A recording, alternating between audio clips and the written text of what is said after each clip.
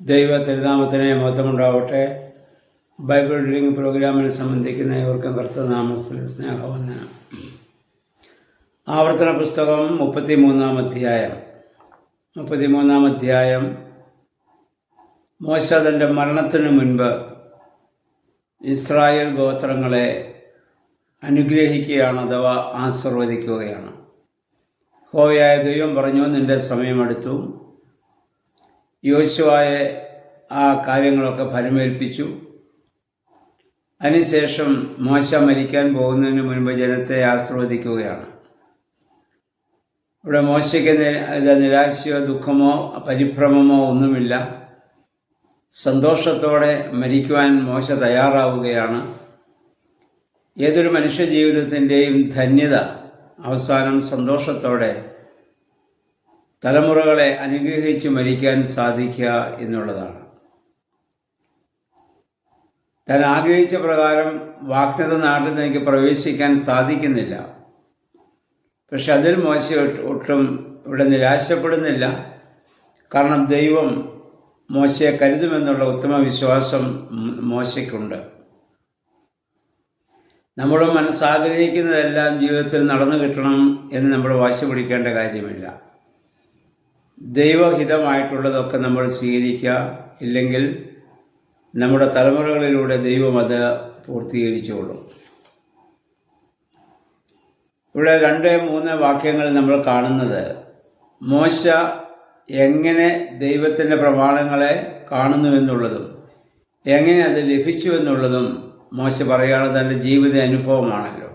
ദൈവം തന്നെ വിളിക്കുമ്പോൾ തനിക്ക് കൽപ്പന തന്ന കാര്യങ്ങളെക്കുറിച്ച് ഇത് ഇപ്രകാരം രേഖപ്പെടുത്തിയിരിക്കുന്നു: കർത്താവ് സീനായിൽ നിന്ന് വന്നു നമുക്കായി ഉദിച്ചു.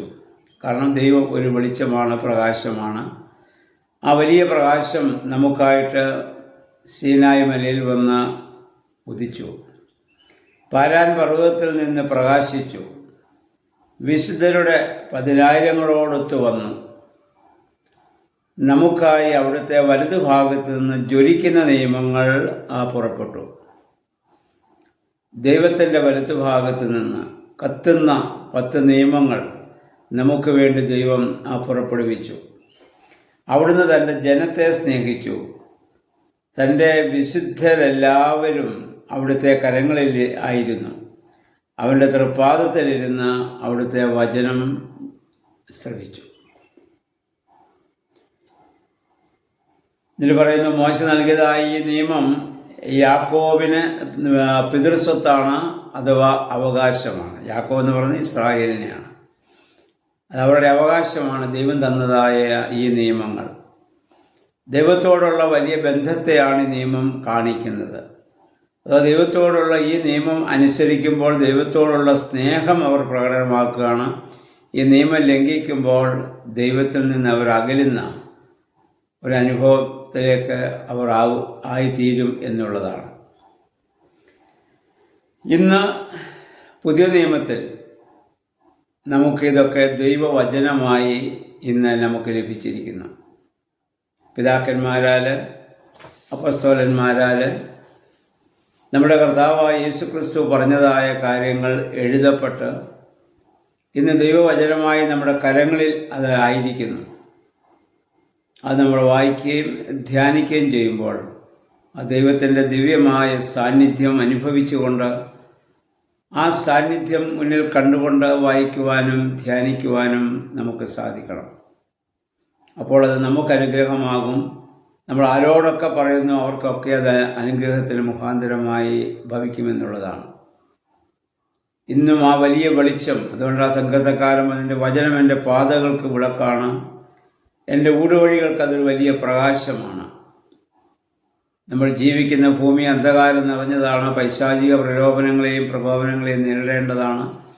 അവിടെ ഒരു വലിയ വെളിച്ചമാണ് ദൈവവചനം. അത് പിതാക്കന്മാർ ദൈവത്തിൽ നിന്ന് പരിശുദ്ധാത്മ പ്രേരിതമായിട്ട് എഴുതിയതാണ്, ദൈവത്തിൽ നിന്ന് പ്രാപിച്ചതാണ്.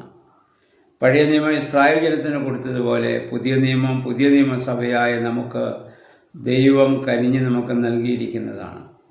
നേരത്തെ ഓർമ്മപ്പെടുത്തിയതുപോലെ കുറേ വർഷങ്ങൾക്ക് മുൻപ് വരെ ജീവിച്ചിരുന്ന ജനത്തിന് ഈ ഗ്രന്ഥം കൈകളിലെടുക്കുവാനോ വായിക്കുവാനോ ഒന്നും അവസരം ലഭിച്ചിരുന്നില്ല.